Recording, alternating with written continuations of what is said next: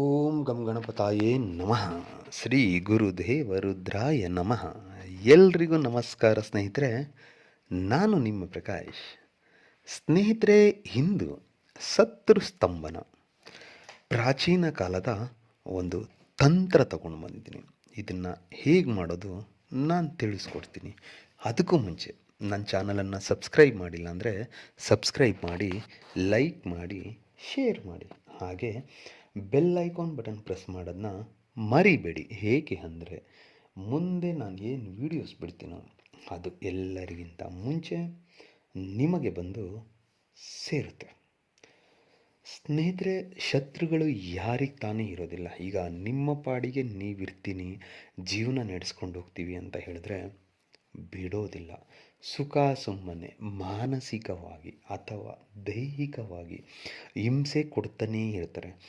ಅವ್ರಿಗೆ ಬೇಡದೇ ಇರೋ ವಿಚಾರ ಆದರೂ ಕೂಡ ಸುಮ್ಮನೆ ಅದರಲ್ಲಿ ಎಂಟರ್ಫಿಯರ್ ಆಗೋದು, ನಿಮ್ಮ ಬಗ್ಗೆ ಇನ್ನೊಬ್ಬರ ಹತ್ರ ಹೇಳೋದು, ಇನ್ನೊಬ್ಬರ ಬಗ್ಗೆ ನಿಮ್ಮ ಹತ್ರ ಹೇಳೋದು, ಸುಮ್ಮನೆ ಸುಮ್ಮನೆ ಚಾಡಿ ಹೇಳಿ ಜಗಳ ತಂದಿಡೋದು. ಅಂತಹ ಶತ್ರುಗಳಿಗೆ ಈ ಕ್ರಿಯೆಯನ್ನು ಮಾಡಿ.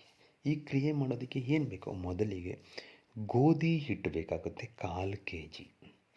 ಮತ್ತು ಶತ್ರುವಿನ ಹೆಸರು, ಗೋಧಿ ಹಿಟ್ಟಿನ ಸಹಾಯದಿಂದ ಗೊಂಬೆಯನ್ನು ಮಾಡಿ ಆ ಗೊಂಬೆಯ ಮೇಲೆ ಶತ್ರುವಿನ ಹೆಸರನ್ನು ಬರೆದು ಇವಾಗ ನಾ ಹೇಳುವ ಕ್ರಿಯೆಯನ್ನು ಮಾಡಿದ್ರೆ ಯಾವುದೇ ಶತ್ರು ಆಗಲಿ ನಿಮ್ಮ ತಂಟೆಗೆ ಬರೋದಿಲ್ಲ.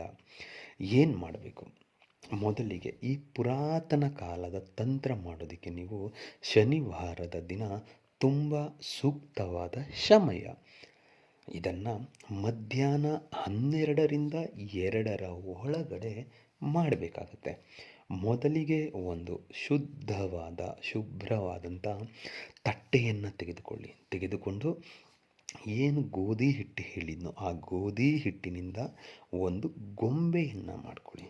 ಗೊಂಬೆಯನ್ನು ಮಾಡಿಕೊಂಡು ಆ ಗೊಂಬೆಯ ಮೇಲೆ ಅಂದರೆ ಹೊಟ್ಟೆಯ ಮೇಲೆ ನಿಮ್ಮ ಶತ್ರು ಯಾರಿದ್ದಾರೋ ಅವರ ಹೆಸರನ್ನು ಬರೆದು ಸ್ವಲ್ಪ ಅದಕ್ಕೆ ಅಕ್ಷತೆ ಕಾಳನ್ನು ಹಾಕಿದ ನಂತರ 4 ತಾಮ್ರದ ಚೆಂಬನ್ನು ತೆಗೆದುಕೊಂಡು ಆ ಗೊಂಬೆಗೆ ಉತ್ತರ, ದಕ್ಷಿಣ, ಪೂರ್ವ, ಪಶ್ಚಿಮ ಭಾಗಕ್ಕೆ 4 ತಾಮ್ರದ ಚೆಂಬನ್ನು ಇಟ್ಟು 4 ತಾಮ್ರದ ಚೆಂಬಿಗೆ ಪ್ರತಿಯೊಂದು ಚೆಂಬಿನ ಒಳಗಡೆ 5 ತುಳಸಿ ಎಲೆಯನ್ನು ಹಾಕಿ, ತುಳಸಿ ಎಲೆಯನ್ನು ಇಟ್ಟು ಅಥವಾ ಎಲೆಯನ್ನು ಹಾಕುವ ಸಮಯದಲ್ಲಿ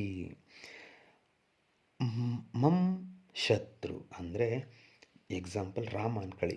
ಮಂ ರಾಮ ಸ್ತಂಭನಂ ಕುರು ಕುರು ಸ್ವಹ ಅಂತ ಈ ಮಂತ್ರ ಪಠನೆ ಮಾಡಬೇಕಾಗುತ್ತೆ. ಯಾವಾಗ ಆ ಚೆಂಬಿನ ಒಳಗಡೆ 5 ತುಳಸಿ ಎಲೆಯನ್ನು ಹಾಕಿಕೊಳ್ತಾ ಈ ಮಂತ್ರ ಎಷ್ಟು ಆಗುತ್ತೆ ಅಷ್ಟು, ಅಂದರೆ ತುಳಸಿ ಎಲೆ 4 ಚೆಂಬಿಗೂ 5 ತುಳಸಿ ಎಲೆ ಹಾಕಿ 4 ಚೆಂಬಿಗೂ ನೀರನ್ನು ಪೂರ್ಣ ಭಾಗದಲ್ಲಿ ತುಂಬಬೇಕು.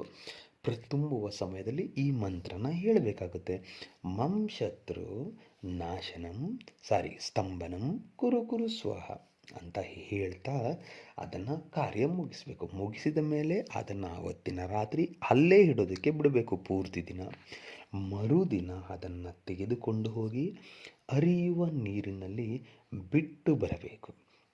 ಇಷ್ಟನ್ನು ನೀವು ಮಾಡಿದರೆ ಸಾಕು. ನೀರಲ್ಲಿ ಮತ್ತೆ ಬಿಡುವ ಸಮಯದಲ್ಲಿ ಅದೇ ಮಂತ್ರವನ್ನು 9 ಸಾರಿ ಹೇಳಬೇಕಾಗುತ್ತೆ.